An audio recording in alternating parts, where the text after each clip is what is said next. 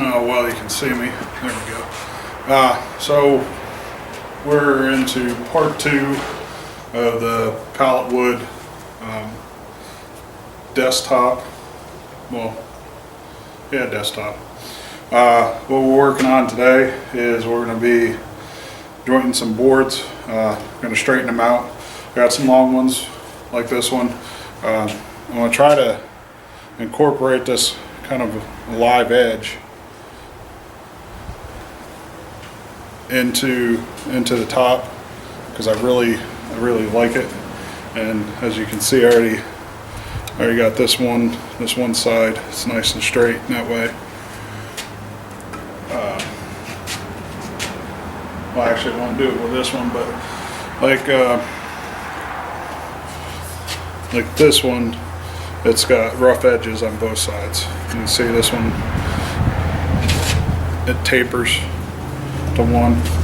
So we're gonna run this through the jig and get it like this one, so it's nice and even on one side, and then we'll go through, take the jig out, and make a parallel cut on the table saw. This is my jig I built. It's, get it up out of here. Screw that down a little bit so it doesn't fall. This is 4 feet long. It's made out of 3/4 inch plywood. I got 6 rows of T-track, and I got 3 hold down clamps right now. These 3, I got all these T-tracks off of eBay. The blue ones here are definitely a lot better than these silver ones, and I can't remember where I bought these from, but I know these are kind of like Rocklers. But these ones, the holes are, you got more, you have three places to screw it down. Not that it'd be that big of a deal to add more holes, because I had to with these silver ones. I had to draw out the holes a little bit so the screw would sit flush, and these would run up and down. Also, and for as far as my T-track, I just have a cutting board. It runs the full length. That way I can, it stays nice and straight. These burn marks, that's just where I cut the screw heads off, or the bottom of the screws. I don't know if you can see those or not, but that's what I did. So what I do basically, because this sits, it's got, you know, 0 clearance pretty much all the way through here. So what I do is I'll bring you over.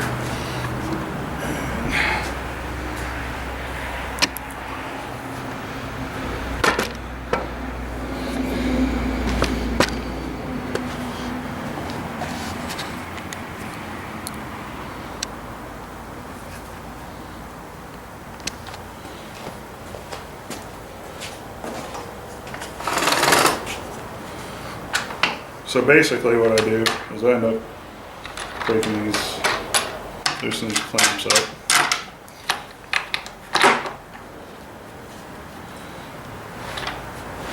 I'll just move this over this way just a tad. And all I do,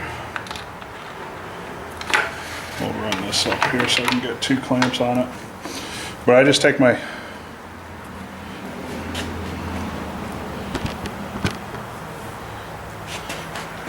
fingers and I kind of get a feel for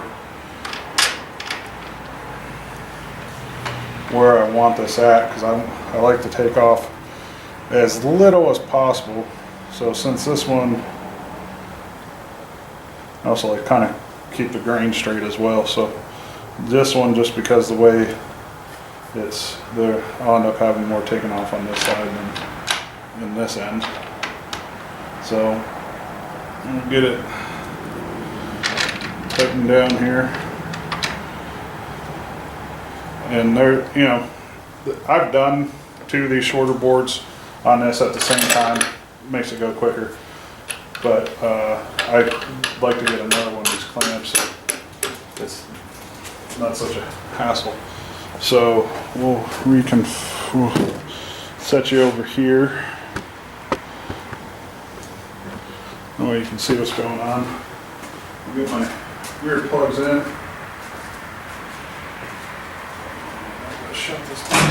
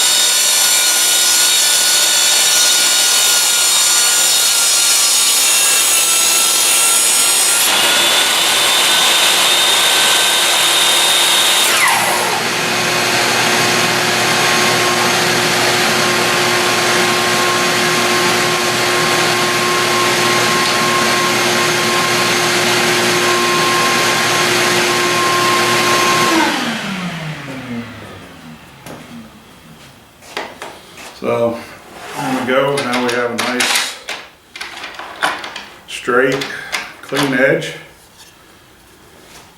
And that way we can run it against our fence and make a parallel edge. And that way when we go start putting some biscuits in there, and because I don't have a joiner. So this is the next best thing I got. And then, so what I'm doing is I move this fence over, and then that way I can run this straight side through the saw, and then I'll have a parallel edge. And that way when we go to put these together, they'll line up fairly well.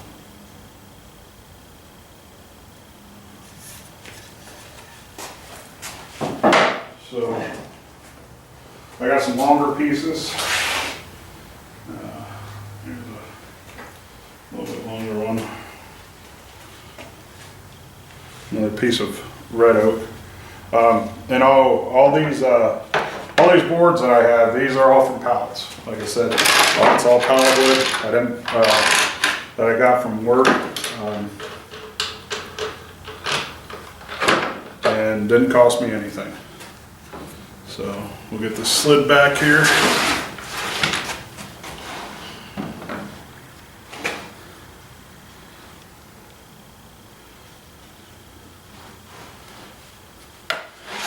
Take this off. And then like that.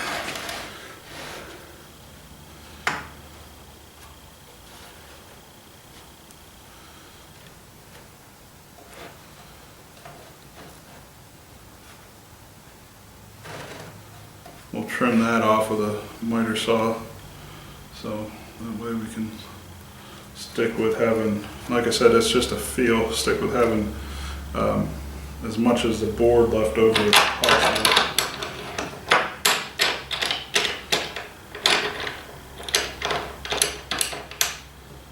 Get these clamped down, and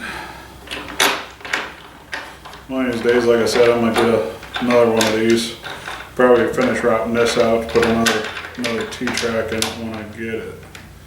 And that way I can, if I have two smaller boards, I can do that. Or if I want to feel a little bit more secure, I can do that with 4 clamps. But 3 works just fine. 2 would work fine if you just had it, you know, spaced out. So there we go. Put my ears back in, turn back on the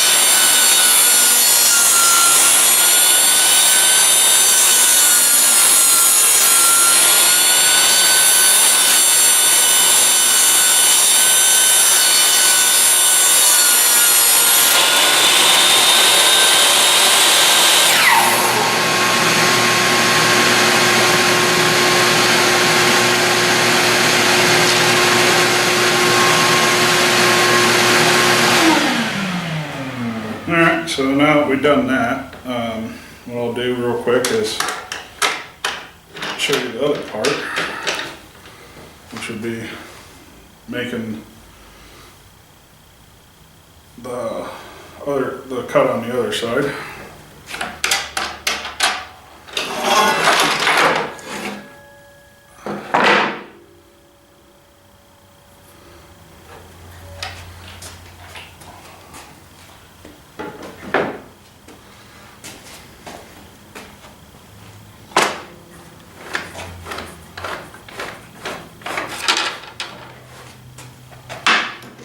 What I like to do is I'll run this right up there kind of tight like that.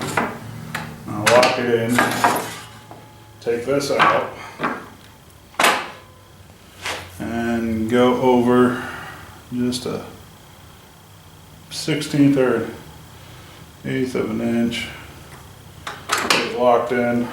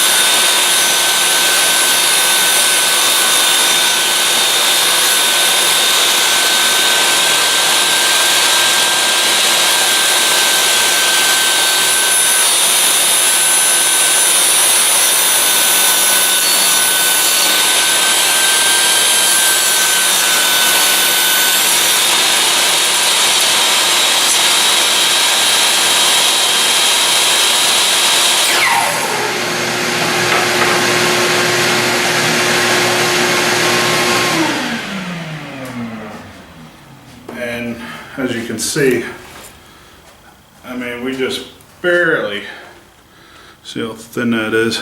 I mean, we just barely took off what we needed on that, and got it nice and straight on both sides.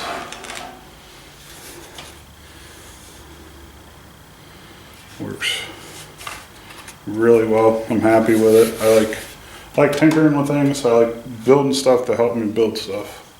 I really like it, and I like, especially working with this pallet wood, I like all the characters, all the nail holes and stuff like that. Of course, ends like this where it's chipped like that, I'll just, you know, take that over to the miter saw and get that cleaned up, but this is going to work out really good. So that's about it for today. That's about all I wanted to show you.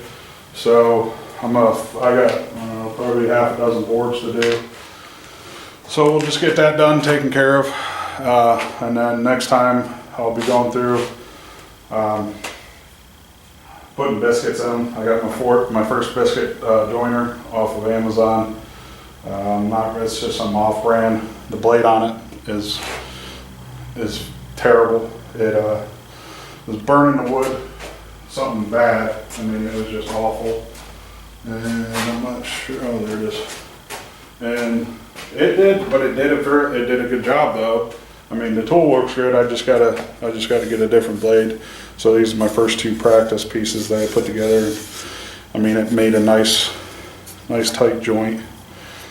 So I'm pretty happy with it, and I think it's going to turn out really good. So, all right, I'll see you next time, guys.